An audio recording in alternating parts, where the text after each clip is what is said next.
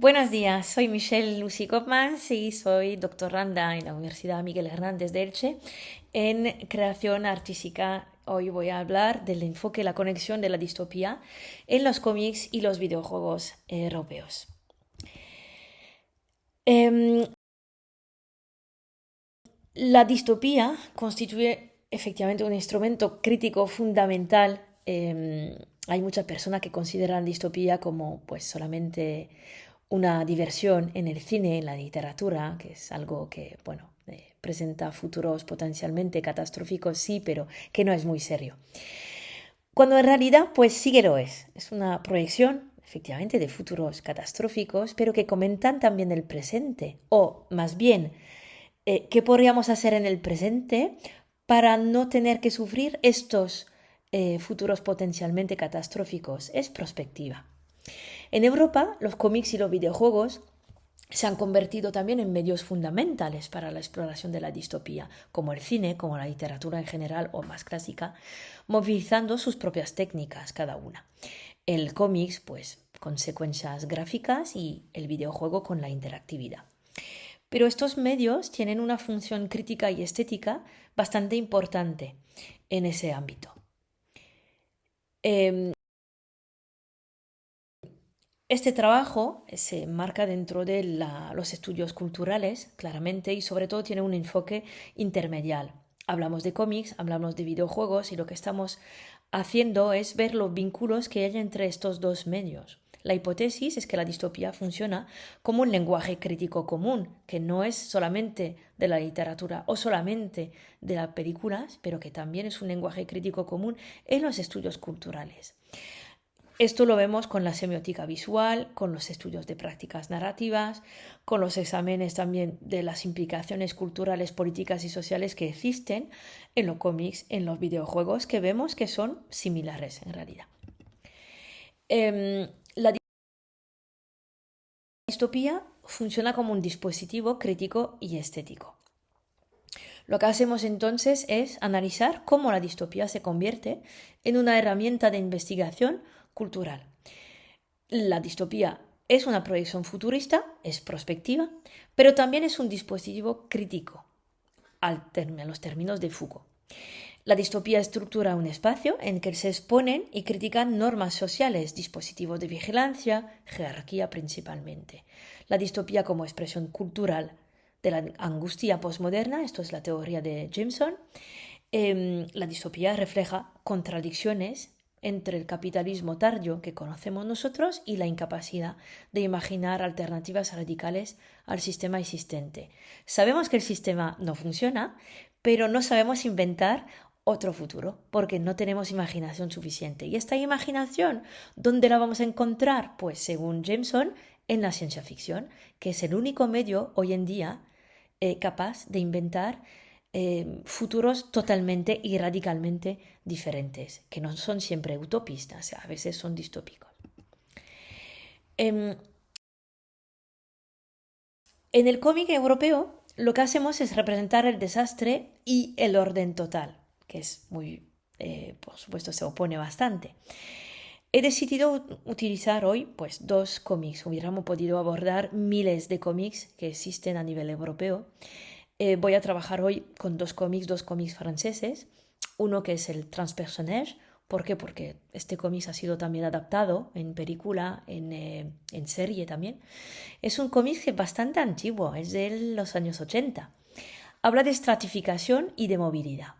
Hay un tren, que es el Transpersonnage, el Snowpiercer, es un tren que se convierte básicamente en microcosmos social. Es un tren que contiene personas y reproduce las tensiones de clase y los mecanismos de control del espacio. ¿Por qué? Pues porque hay todas las categorías sociales que están en el mismo tren. Entonces la técnica visual ahí es encuadre cerrado para espacios confinados y planos generales para zonas de locomoción. La dimensión crítica y sensorial de la distopía es bastante importante y aunque esté en blanco y negro el cómic, da la sensación de opresión. Cada viñeta se convierte en un dispositivo de observación de lo que podría convertirse la sociedad. A la izquierda vemos efectivamente un encuadre bastante cerrado sobre los personajes dentro de vagones. Hay violencia, mucha violencia en este cómic. Y a la derecha se ve el tren en básicamente algo bastante panorámico, donde se ve el tren al final el paisaje, que es bastante tranquilo. El otro cómic es Shangri-La, es un cómic francés también, de 2016, mucho más reciente, de un autor que se llama Mathieu Bablé. Es un autor bastante importante a nivel de distopía en los cómics, que habla de utopía aparente, pero de alienación contemporánea también. Es una distopía que está centrada en un complejo residencial ultra tecnológico que ofrece a primera vista una vida ideal. Está muy bien, hay de todo, pero en realidad reproduce también mecanismos de vigilancia, de consumo a tope y de control social. Hay una arquitectura vertical que es un símbolo de la opresión sistémica y de la dependencia también tecnológica. Las técnicas visuales de Mathieu Bablé es una narración que alterna perspectivas de los ocupantes, bastante con opresión, y vistas panorámicas de la ciudad, que dan una impresión también de orden y de majestuosidad.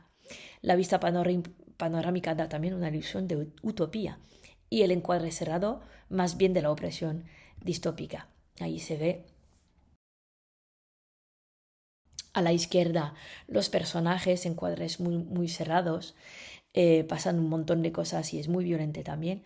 Y a la derecha se ve la ciudad, que es perfecta, con pues geometría absolutamente simétrica y pues una ilusión de orden, de utopía.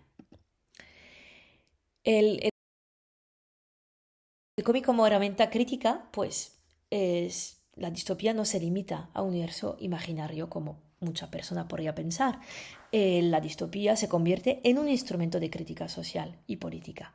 La secuencia gráfica, la narración, la estética del cómic contribuyen a la creación de un dispositivo crítico, porque todo es crítico, también el uso de los colores. Se invita al lector a reflexionar sobre los mecanismos de control y a plantearse también formas de resistencia simbólica. En estos dos cómics hay resistencia, o sea, hay esperanza.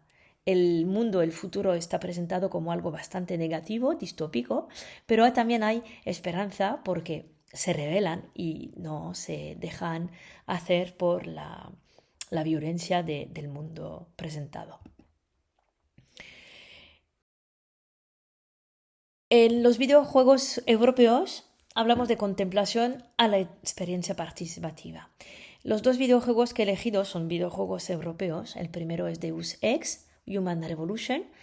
Es un video sobre cibernética y ética. Es un mundo futurista en el que las mejoras cibernéticas y vigilancia corporativas plantean dilemas éticos y sociales. La distopía se convierte en este caso en una experiencia participativa porque el jugador está invitado a reflexionar sobre responsabilidad individual, resistencia frente a los sistemas opresivos. Las mecánicas del juego transforman la distopía en una experiencia vivida por el jugador. La interactividad refuerza la inmersión y la conciencia crítica. Es un análisis ético y político totalmente activo. Ahí vemos imágenes del mundo distópicos y futurista. El segundo videojuego es Observer, desde 2017, sobre vigilancia y subjetividad. Es una distopía que está centrada en la psique humana, la vigilancia tecnológica y la manipulación mental. Igual, se trata de una experiencia inmersiva de alienación. La distopía videolúdica se convierte en una herramienta para explorar la subjetividad y los mecanismos de control social. El jugador se enfrenta a sus decisiones y las consecuencias que tienen. Esto también son imágenes del videojuego. Es muy cyberpunk.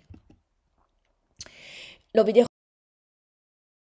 videojuegos pues presentan distopías videolúdicas que enriquecen los códigos narrativos del cómic porque añaden una dimensión participativa y ética que no tiene por supuesto el cómic.